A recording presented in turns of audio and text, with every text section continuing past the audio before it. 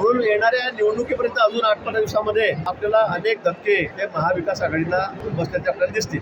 ते धक्के मोठे मिळतील, पण हे निश्चित सांगेल शकणार नाही, कारण माझा जे संपर्क नाही ते माझ्या रेंजमध्ये नाही कुठेही. तुमच्या रेंजमध्ये जे ज्या वेळेला सांगितलं ते सगळ्याचा कोटा पूर्ण झालेला आहे.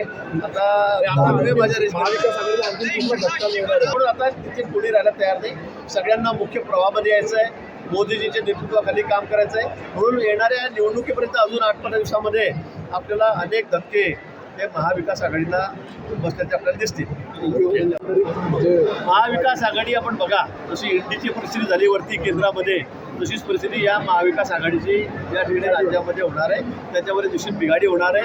आता अनेक पक्ष त्याच्यामधून सोडून चाललेले आहेत. जे 5-6 होते त्यातले 2-3 निघून गेलेले आहेत. आता त्यापैकी सुद्धा मैत्रीपूर्ण लढत करू, अशी लढत करू, ही भाषा ते वापरायला लागलेलं आहे. मला वाटतं कुठे एक पण त्यांच्यामध्ये नाही आहे. पण तो जागा आता किती येतील हा प्रश्न तर फार मोठाच आहे. पण आम्ही तर विक्रमी मतांनी ज्या वेळेला निवडून देणार आहोत, विक्रमी खासदार आम्ही निवडून देणार आहोत. तर मला असं वाटतं की त्या आता किती म्हणत असले तरी शेवटपर्यंत ते कशा पद्धतीने एकत्रित राहतील आणि राहिले तरी एकमेकांच्या सोबत मनापासून किती राहतील हाही म्हणजे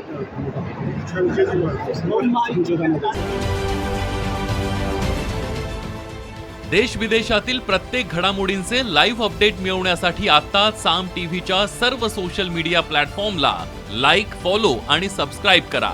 तसंच सर्व नोटिफिकेशनसाठी बेल आयकॉन प्रेस करायला विसरू नका.